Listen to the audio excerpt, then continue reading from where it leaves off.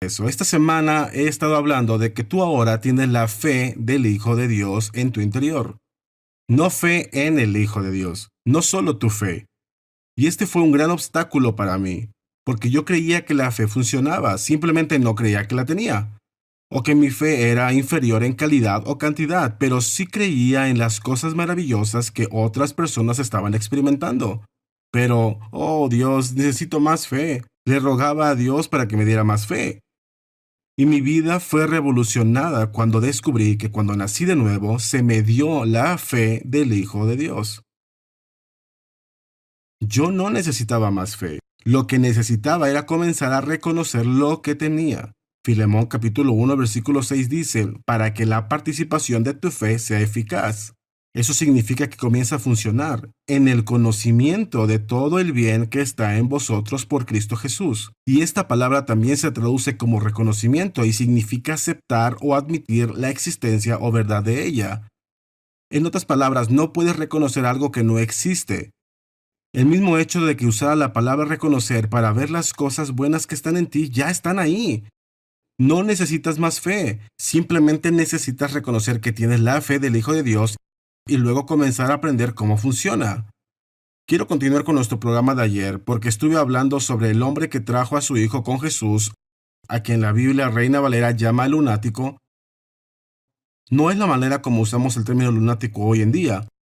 Hablaba de una persona, de un muchacho que tenía convulsiones. Y en Marcos capítulo 9 está registrado lo mismo ahí. El padre dijo que el demonio lo echaba en el fuego y en el agua, las convulsiones lo atacaban en cualquier momento. Así que en fin, trajeron al muchacho con Jesús. Jesús echó fuera al demonio y el muchacho fue totalmente sanado. Y los discípulos vinieron y dijeron, ¿por qué nosotros no pudimos expulsarlo? Ellos creían, ya habían expulsado demonios. Puedes leer eso en el capítulo 10 del libro de Mateo y también en Lucas capítulo 9, registra lo mismo. Y cuando regresaron con Jesús después de haberlos enviado, se regocijaban de que eran contados como dignos de sufrir vergüenza por el nombre del Señor. Pero se regocijaban porque los demonios se les sujetaban. Así que ya habían visto que esto pasaba. Y esta ocasión ellos hicieron lo que había funcionado en veces anteriores y no funcionó esta vez. Y dijeron, ¿por qué nosotros no pudimos expulsarlo? Y Jesús les dijo, debido a su incredulidad. No dijo por su fe pequeña. Y ni siquiera quiero volver a hablar de esto. Ayer hablé ampliamente sobre ello. Sé que a algunas personas, en fin, causa problemas cuando contradigo otras traducciones. Pero creo que la Reina Valera antigua es precisa en esta instancia, cuando dice que el problema no era que tuvieran una fe pequeña. Porque el resto del versículo dice, si tu fe es tan diminuta como una semilla de mostaza, eso es más que suficiente. Entonces no tendría sentido si se debía a su fe pequeña, porque la fe pequeña es más que suficiente. No, él hablaba de que su fe no era el problema, es el hecho de que tenían incredulidad mezclada. La incredulidad invalida, contrarresta, cancela la fe. La incredulidad es fe al revés. Eso es lo que es. Son fuerzas opuestas y se contrarrestan entre sí. Y el problema con nosotros no es que no tengamos fe, es el hecho de que tenemos incredulidad.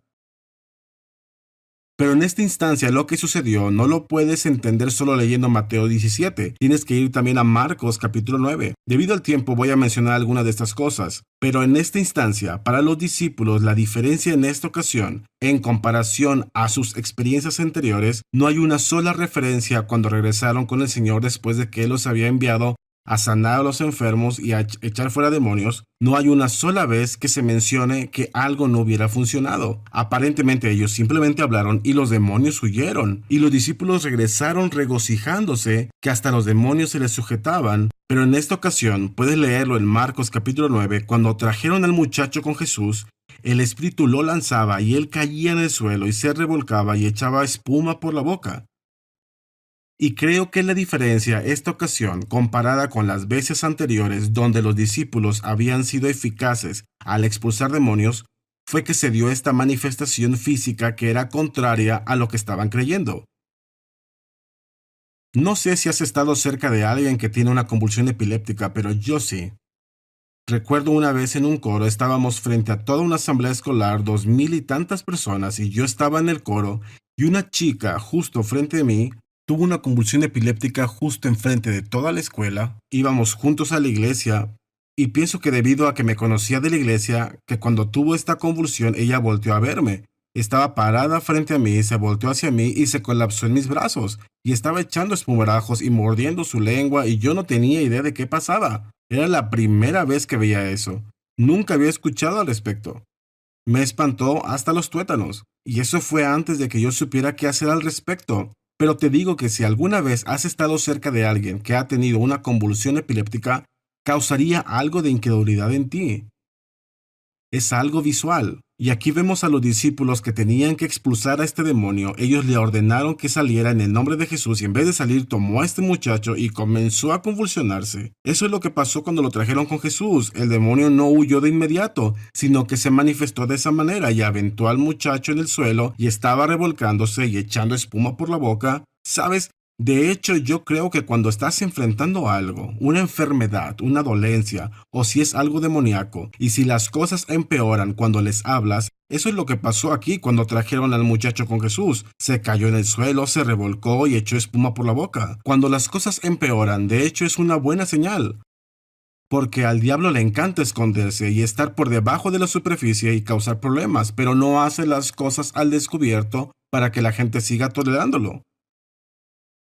Pero cuando le hablas a un demonio y de repente sucede alguna manifestación, ese es el diablo.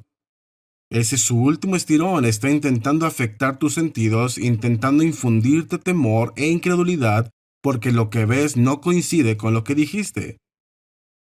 Así que en realidad es una buena señal. Significa que el diablo ha sido expuesto y se está manifestando de esta manera en el exterior y ya va de salida. Y por supuesto Jesús siguió adelante y le habló al demonio, y cuando lo hizo, este muchacho fue sanado y liberado. Pero creo que ese muchacho endemoniado se manifestó ante los discípulos como lo hizo con Jesús, y debido a que ellos vieron algo que era contrario a lo que estaban creyendo, fueron influenciados por sus sentidos. Lo que podían ver, probar, oír, oler y sentir, que lo que eran influenciados por su fe. Y ese es un problema grande. Esto nos lleva exactamente a lo que voy a estar enseñando la próxima semana cuando hable de la carne en contra del espíritu. La mayoría de nosotros vivimos en lo que la Biblia llama la carne. Vivimos en el ámbito mental emocional donde somos más controlados por lo que vemos, probamos, oímos, olemos y sentimos. Nuestros 5 sentidos, que por lo que dice la palabra de Dios.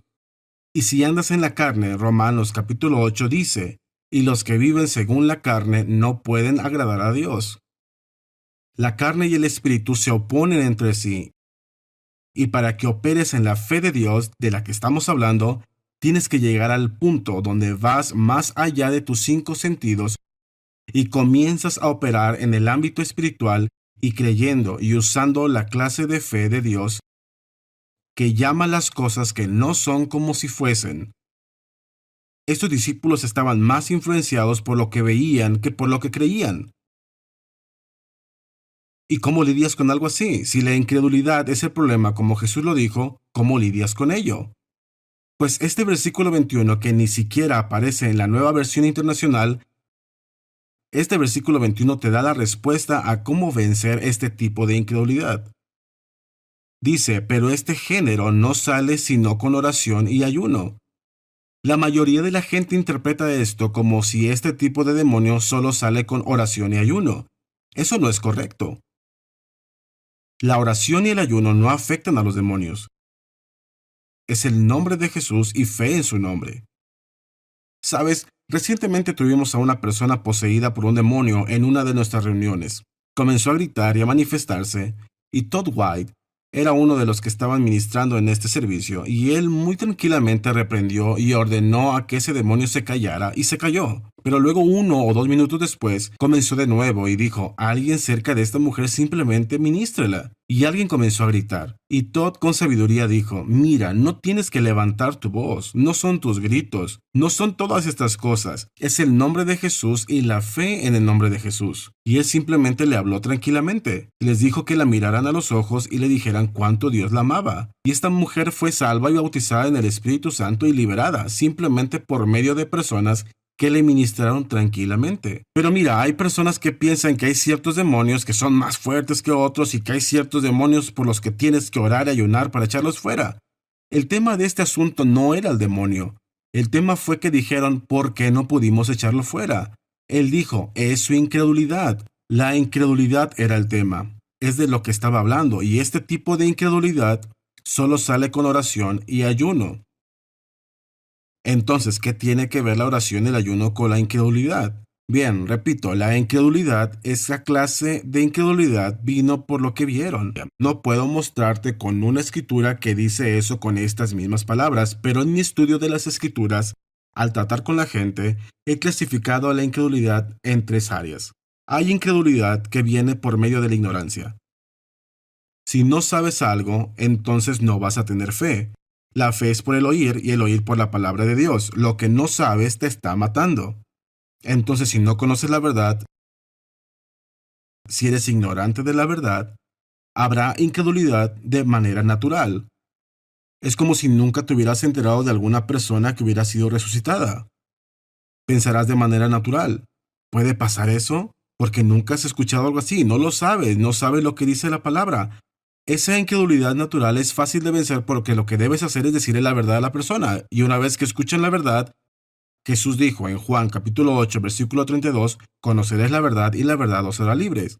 Así que lo vences así. Esta ignorancia causa incredulidad. La vences al hablarle la verdad a la persona y una vez que escucha la verdad, si la aceptan, entonces puede vencer ese tipo de incredulidad. El segundo tipo de incredulidad no es la ignorancia, sino la enseñanza equivocada. Si una persona ha sido enseñada que los milagros no suceden hoy en día, que Dios no hace milagros, que Dios no sana, que Dios no echa fuera demonios, si ha sido enseñado equivocadamente, entonces eso provocará incredulidad. Y es un poco más difícil vencer esta incredulidad porque es como si tuvieras un pizarrón aquí y tuvieras algo escrito sobre él y estuviera totalmente rayado. Entonces, antes de que puedas escribir algo más en él, tienes que borrar, tienes que limpiarlo antes de escribir lo correcto en él. Si eres ignorante, eres como un pizarrón limpio. Simplemente escribes la verdad en él y esa verdad te hace libre. Pero si a la persona le enseñaron erróneamente y tiene escritas las cosas equivocadas en su corazón, entonces tienes que borrar esas cosas antes de que puedas escribir las correctas en él. Como Jesús lo dijo en Marcos capítulo 7, creo que es el versículo 13. Son las tradiciones y doctrinas de hombres que invalidan la palabra de Dios. Si tienes tradiciones y doctrinas de hombres en ti, tienes que oponerte a ellas. Pero la respuesta para los dos primeros tipos de incredulidad es en realidad la misma. Si alguien es ignorante, simplemente háblale la verdad. Si han recibido una mentira y tienen la enseñanza incorrecta, tienes que borrar eso, pero al hablarle la verdad, finalmente los llevará al mismo lugar. Entonces, el antídoto para estos dos primeros tipos de incredulidad es hablarle la verdad a la persona y si renuevan su mente y la reciben, pueden ser libres de este tipo de incredulidad. Pero este tipo de incredulidad, Mateo capítulo 17, versículo 21, solo sale con oración y ayuno. ¿Cómo afecta la oración y el ayuno a este tipo de incredulidad? Pienso que este tipo de incredulidad no se debía a que fueran ignorantes. Estos discípulos ya habían visto demonios expulsados, así que no eran ignorantes. Tenían conocimiento y ya habían recibido el mandato de parte del Señor, y no se debía a que les hubieran enseñado lo incorrecto. No, esto no fue porque habían estado en una sinagoga y ahí les dijeron a Jesús que era del diablo, de Belcebú, y que no puedes hacer las cosas que él hace. No, ellos habían rechazado eso. No fue por mala enseñanza, pero en esta instancia simplemente fue el hecho de que vieron algo con sus sentidos que iba en contra de lo que estaban diciendo y creyendo que sucedería. Y cuando, por ejemplo, si estuvieras orando por una sanidad de cáncer y le ordenaras a ese cáncer que se fuera, pero luego abres tus ojos para revisarte y sigues teniendo un tumor, sigues teniendo el dolor, automáticamente y de inmediato tendrás un pensamiento de que no sucedió nada. Es simplemente natural. Es lo que llamo incredulidad natural. Oras por ingresos de finanzas y si no ves que lleguen esas finanzas para la fecha de vencimiento y se viene un embargo o algo así, simplemente pensarás de manera natural que no funcionó. Así que es lo que llamo incredulidad natural. Si oras por alguien que está poseído por un demonio y en vez de que las cosas se vean mejor, se ven peor, naturalmente pensarás que no está funcionando. Y estos discípulos se dieron a esta incredulidad natural. ¿Sabes qué podrían haber hecho? Si hubieran pasado tiempo en oración y ayuno, puedes enseñarte a ti mismo. Dice en Hebreos capítulo 5, creo que es el versículo 14. El alimento sólido es para los que han alcanzado madurez, para los que por el uso tienen los sentidos ejercitados en el discernimiento del bien y del mal. La palabra sentido se refiere a tus 5 sentidos, lo que puedes ver, probar, oír, oler y sentir. Y puedes ejercitarlos, puedes entrenar tus sentidos para que sepan que hay algo más que solo lo que puedes ver, probar, oír, oler y sentir. Hay un mundo espiritual. Hay realidades espirituales, hay cosas que suceden en el ámbito espiritual que van más allá de nuestra capacidad para percibir en nuestro cerebro de cacahuate. No puedes percibirlo en el ámbito físico. Puedes capacitarte en esto. Como por ejemplo, empiezas a creer por cosas. Yo comencé a creer que la gente podía ser sanada. No tengo el tiempo en el programa de hoy para contarte muchos ejemplos de esto, pero recuerdo la primera vez que oré por alguien y nada. Parecía que no había sucedido nada. Y de inmediato me sobrevino este tipo de incredulidad natural y dije, bueno Dios, fue un fracaso. Pero antes de que esa persona se fuera a casa, regresó y testificó frente a toda la iglesia que antes de que llegara a su casa, fue completamente sana. Y me enseñó que, hey, algo pasó. Aunque no lo vi, estaba pasando algo y podría haberse tomado de 15 a 20 minutos para que sucediera, pero estaba obrando, ya venía en camino y eso me dio una fe y me impulsó a ir más allá de mis sentidos. Ve, eso fue la oración. Pasé tiempo en oración. Y cuando ayunas, haces lo mismo. El ayuno no cambia el corazón de Dios hacia nosotros, no te da más poder. Más bien, lo que el ayuno hace es que cambia tu corazón hacia Dios. Si ya has estado controlado por tus sentidos y eres una persona que solo se guía por lo que ve, prueba, oye, huele y siente, y eso te domina, eso es lo que la Biblia llama carnal. Y si así eres, sabes, una manera de romper con eso es ayunar. Porque te aseguro que tu apetito, cuando restringes tu apetito, se revelará. Si hay alguna carnalidad en tu interior, será expuesta de inmediato. Algunas personas en serio que no pueden perderse una comida. Si no toman una comida del día, hombre, empiezan a tener problemas. Si ayunas por 1 o 2 días, te aseguro que tu carne te va a gritar. Tus sentidos van a decir, alimentanos, danos de comer. Y si dices, no, vamos a ayunar porque estoy muy dominado y controlado por los sentidos. Voy a empezar a ser controlado de toda palabra que sale de la boca de Dios. Me voy a enfocar en el ámbito espiritual en vez del plano físico.